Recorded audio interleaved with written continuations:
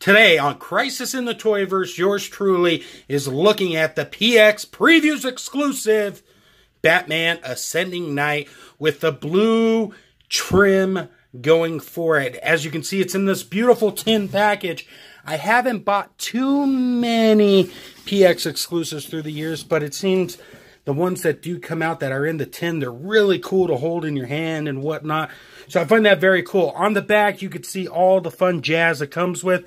We got 7 interchangeable hands, heavy assault bat brick, 10 Batarangs, a 112 collected display base, an adjusting posing post, grappling gun with 3 hooks, a wrist crossbow with Trang darts, and an alternate head. So let's go ahead and get this guy unboxed and take it from there. Alright guys, we have everything unboxed here. Let's go ahead and look at the figure a lot more in depth. As you can see, the figure is essentially the same as the other releases. He's just got a different color scheme going on for him. That's very 1960s through early 1980s look for Batman. A lot of people kind of considered this the classic look for Batman. Obviously, Mezco has done their own design with the Ascending Knight and whatnot, but the blue actually looks really good. I love the gray of the costume as well. It's a little different than the standard release. The color kind of pops more on this. I'm not sure if it's because of the blue or how that works, but it does look very nice. As you can also see, the belt is a different shade of gold, which I think just adds to the overall aesthetic of the figure. We bring it down a little more. We see the knee pads and the blue boots with the black laces, which is always nice. And we got the, it's like a silver tip on the boots, which it looks very nice overall. So really no complaints, you know. As far as variants go, I think this one really stands out. I know some people like the all black. I don't have it. I had to make my own, but you know, it looks very nice. Now onto the cape. Now for those who have been following the channel, we did do a custom cape for the regular release, and that would work well with the 2 other exclusive, being the Mezco one and the Shanghai and the whatchamacallit, Toy Fair exclusive versions.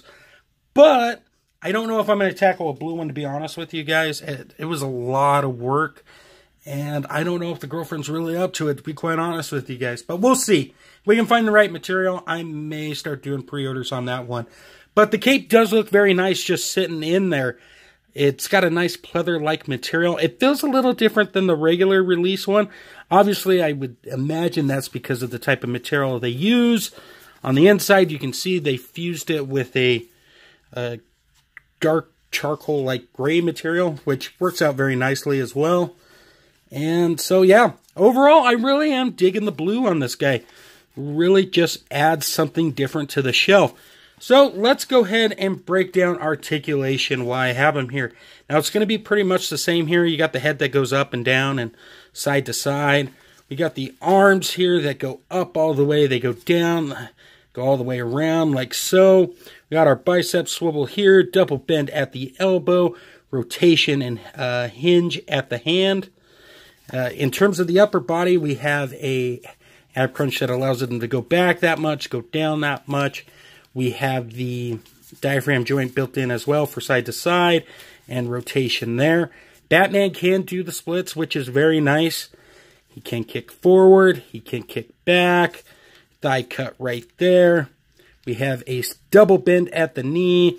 And then at the foot, we have, if I can get it out of the way, we have a hinge that allows it to go back and up that much, and some pivoting side to side. So overall, you've been buying these figures. You know what to expect with the Ascending Knight one, at least. And this one does not disappoint like the others. Let's go ahead and break down accessories real quick and go from there. So here we are at the accessories. We got our flight stand with clip, base, and clips. These are done in blue. As you can see, I've got Batman standing on the base. Looking very nice, to say the least. That's just something quick I threw together. And then I went ahead and tried to attach the clips to get the cape flowing. It came out okay, nothing too impressive, but it does work, which is always nice. We also got 10 Batarangs, this time done in silver, and they look very good as well. Also standard was, as with the other releases, our hands. This time they're done in blue to match the costume scheme. And we also have our grappling gun with the 3 hooks. That look really nice as well. And finally, to round it all off, we have our Bat Brick Bruce Wayne head and trank gun. Let's go ahead and move on to comparison and take it from there. It is Batman Mania. It's like Beatlemania, except it's bats, not beetles. So there is that. In the middle, of course, we have our blue version Ascending Knight. Right next to him, we have the standard release. And the 2 on the outer edge represent the 2 other versions that came out. I say represent because these are not official Mezco releases at the end. Those are 2 custom ones I did with some extra standard Ascending Knight bodies lying around. Overall, I'm generally satisfied with this purchase here. The blue definitely pops. It looks nice. And it's a blue Batman. Who doesn't enjoy blue Batman? I will say this. It has been a Batman heavy year, over at Mezco. And it's not even over yet. So you got to decide what's going to fit best for you. Personally, I like the blue. It just really stands out. And it looks cool on a shelf. So pick them up if you can. Don't hesitate to buy if you're on the fence. Because sooner or later, this guy's price is going to go up. And you don't want to miss out on it. But with that being said, guys, I want to thank you so much for stopping by. I do appreciate the support, the likes, the comments, even the dislikes when they come in. I may get angry at first, but the truth is, just tells me I need to change something up. So I do appreciate it. Also, if you've been watching this channel by now, you know I got to talk about some of the people that make this happen. I want to bring up undercovercapes.com for all things geekery in the podcast verse. These wonderful pop-ups I'm using behind me can be picked up over at extremesets.com. And while you're at it, make sure to go on Instagram, throw a follow at Toy Lover Crew. You can also find me on social media as well. Twitter at BoboFandMac and Instagram at BoboFandMac. Guys, I got a slideshow at the end. Take care, and until next time, great googly moogly.